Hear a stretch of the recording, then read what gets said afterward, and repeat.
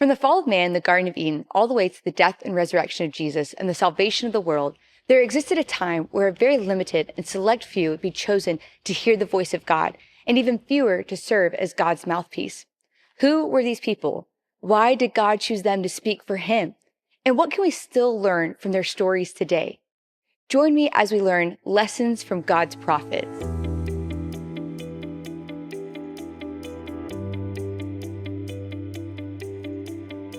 Welcome back to another month of home groups as we continue our stories, Lessons from God's Prophets. This year, we are exploring, learning from, and growing through the writings of the minor prophets. This month, our focus is on the prophet Jonah. As we begin to unpack the book of Jonah, we quickly realize that this story feels a little different from the other prophetic books. While many prophets are known for the messages they deliver, Jonah is known just as much, if not more, for his response to God's call. Jonah prophesied between 785 to 750 BC during the reign of King Jeroboam II of Israel. God called him to go to Nineveh, the capital of Assyria. This was not just any assignment. Nineveh was known for its wickedness, violence, and opposition to God's people. Instead of obeying, Jonah does something shocking. He runs.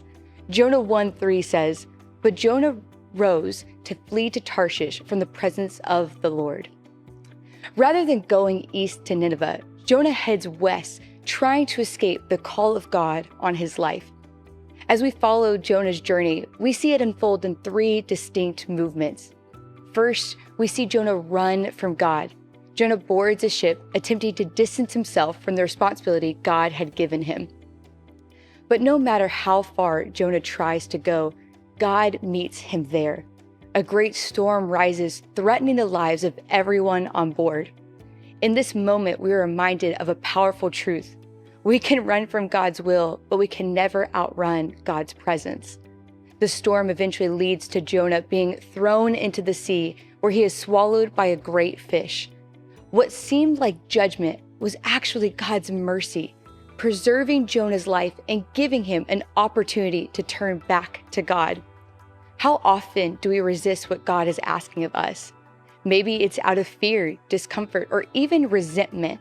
Like Jonah, we may try to avoid it, but God, in his mercy, continues to pursue us. Second, we see Jonah return to God. From inside the fish, Jonah cries out in prayer. Jonah 2:2 says, "I called out to the Lord. Out of my distress, he answered me." In the lowest place, Jonah turns his heart back to God.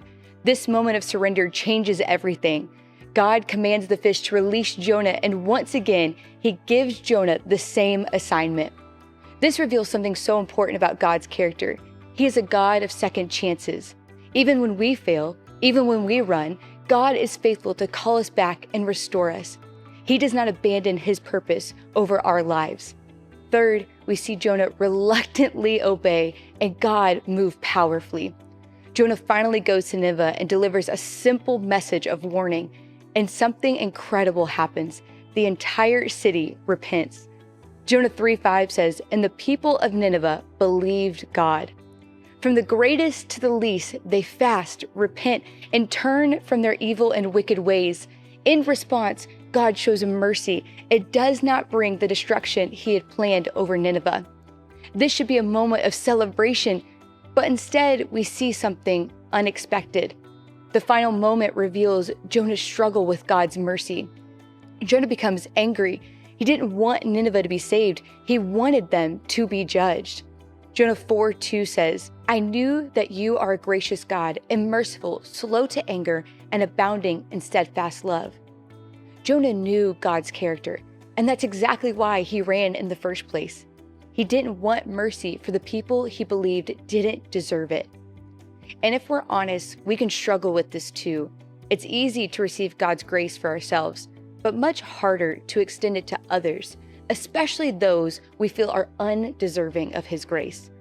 But the book of Jonah reminds us that God's mercy is not limited by our preferences. His heart is for all people. As we step back and look at the book of Jonah, we could take away three important lessons for our lives today. First, we cannot run from God's calling. Jonah tried, and it only led him into deeper trouble. God's plans for us are not meant to harm us, but to fulfill his purpose through us. Delayed obedience only leads to unnecessary struggle. Number 2, God's grace meets us in our lowest moments. Even in Jonah's rebellion, God pursued him. No matter how far we feel we've gone, God is always ready to meet us with mercy when we turn back to him.